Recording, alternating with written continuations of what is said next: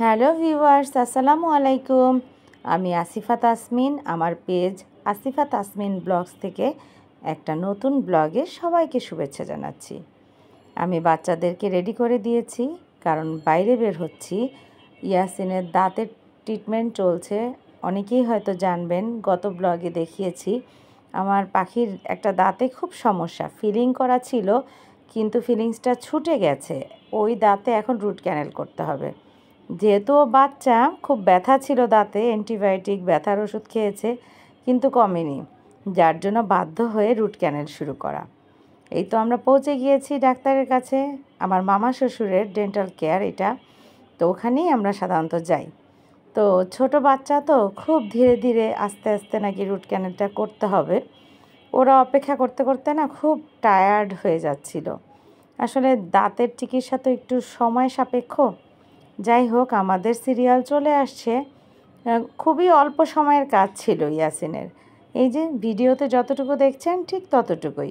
আমি ওই সময়টা পুরোটাই ভিডিও করেছিলাম। আমি আর আরশি ছিলাম ভেতরে। আরিশা পাখি ওর আব্বার সঙ্গে গিয়েছে থেরাপিতে।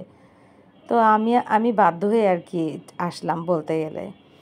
এই যে আরশি জুস খাচ্ছে বসে বসে, দুষ্ট পাখি। খাওয়া শেষে তারা জুসের প্যাকেটটা ফেলতে আসছে ডাস্টবিনে, খুবই সচেতন।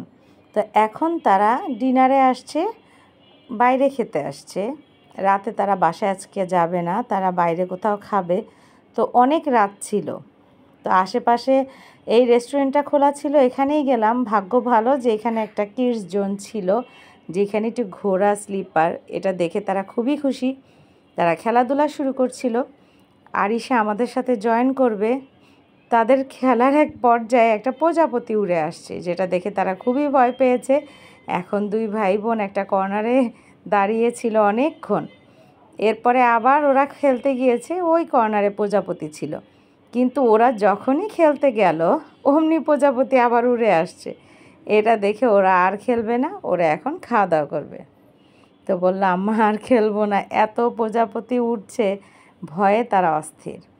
তো আমরা ভেতরে চলে গেলাম, কিন্তু তারা জায়গায় সিলেক্ট করতে পারছে না যে কোথায় বসবে।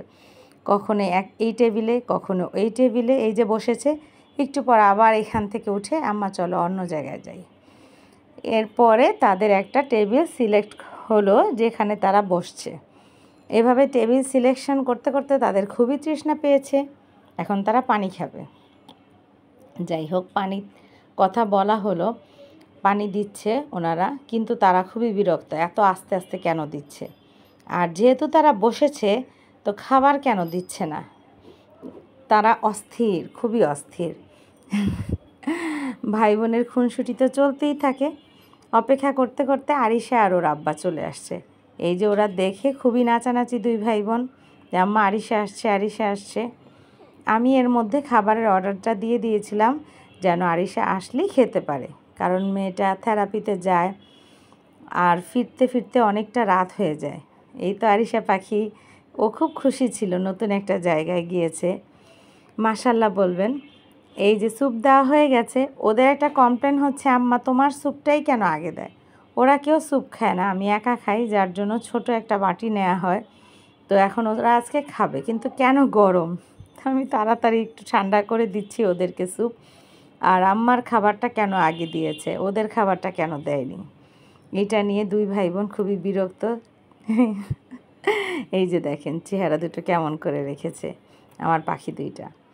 আস্তে আস্তে আমাদের খাবারগুলো চলে আসছে, আরিশাকে আমি খাইয়ে দিব। আরিশার জন্য আসলে যেখানেই যাই আমাদের রাইস থাকতেই হবে, ও অন্য কিছু তো খায় না, এটা হয়তো জানেন আপনারা। আর এত রাতে না আসলে তেমন কোনো খাবার ছিল না, ওনারা যা বললো তাই আমরা অর্ডার দিয়েছি। এখন আরিশাকে আমি খাইয়ে দিচ্ছি। ও যেহেতু এত খাবার একসাথে খেতে পারবে না, একটু তুলে রেখে দিলাম, আর বাকিটা ওকে খাইয়ে দিচ্ছিলাম। সবাই আমার বাচ্চাদের জন্য মাশাল্লাহ বলবেন, দোয়া রাখবেন।